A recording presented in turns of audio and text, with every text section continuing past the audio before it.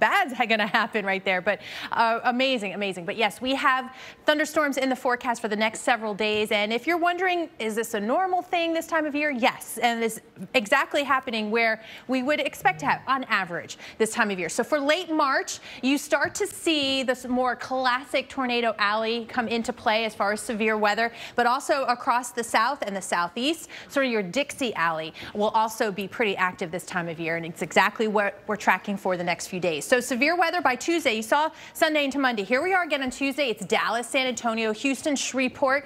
The possibility of damaging winds, lots of heavy rain potential. That slides to the east here on Wednesday. Now we're talking about New Orleans, Destin, into Jackson, Mississippi. Houston as well. It's not just Tuesday, but even into Wednesday as we have those temperatures climbing up into the 80s and into the low 70s. And New Orleans as well, Wednesday into Thursday, showers and thunderstorms. And as we know, especially for the Mississippi River Valley, including places like New Orleans, Paul, this is an area that has high water already. More rain, more problems. Yeah, again, the ground is nearly saturated, so concerns for flooding. The snow and the problems there. Winter storm Uma leaving plenty of snow behind in the Midwest, obviously making travel difficult for a lot. In fact, police in Waterloo, Iowa said they helped 30 vehicles get out of snow after being stuck. So even in areas kind of used to seeing some heavy snow, it's tough to see more in the forecast, especially across the west where we're talking the Rockies into Wyoming and the Dakotas once again with those winter storm watches posted, and a lot of these going through tomorrow. So we have some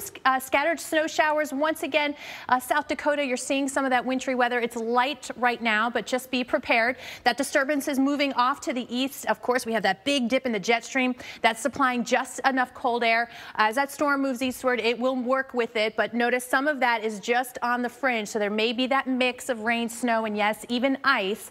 And we'll be, of course, keeping an eye on that exact setup of where some of that ice may be. And of course, timing is everything. So think about tomorrow and driving plans. So today, the wintry weather all across the west. It moves east tonight. So we're already seeing snow developing through Wyoming, South Dakota into Minnesota. That includes tomorrow, Minneapolis. You are right on the edge there. That may mean a mix of rain and snow during the day for you tomorrow. Notice a lot of that rain now by Monday night into Chicago. We've got snow coming down in Denver, so kind of a real mess. Notice the Bighorn Mountains there, the big winner snow-wise, 12 to 18 inches. The next several days here, and that will perhaps enhance our flood threat across the heartland of this country here. So we're talking about not a whole lot of rain today, more clouds than anything, but look at the next couple of days here. We can see 3-4 inches of rain. And that is a lot for any area, but certainly an area that has seen plenty of rain and high water and river levels. But that outlook area, especially from St. Louis, Springfield, back towards Oklahoma City, that's where our highest concern for that flash flood potential exists. Yeah, no watches have been issued yet, but they could be, depending on how quickly the rain starts to fill in here on the radar.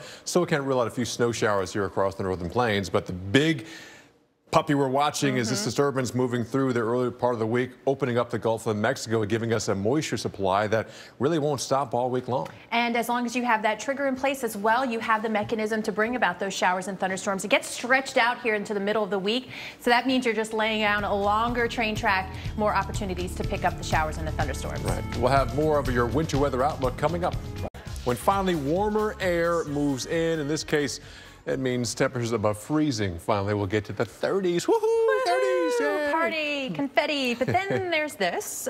So we do have some more winter weather. Again, not completely unusual this time of year in this part of the country, but more is more, right? So we have the winter storm warnings, including parts of Wyoming, including Gillette, Rapid City, just outside of you. You're under that winter storm watch. Yeah, this storm, though, unlike the other ones that are moving from the northwest to the southeast, this one's kind of moving from the southwest to the northeast. So it's going to slide a little farther north and bring the warmer air a little farther north as well, which means a better chance of rain versus all the snow we've been dealing with. But that also means maybe a mix or a transition. So it could be kind of that sloppy, wintry mess here. So we'll be talking and fine-tuning more of the exact location of where all of that sets up as we get through Tuesday.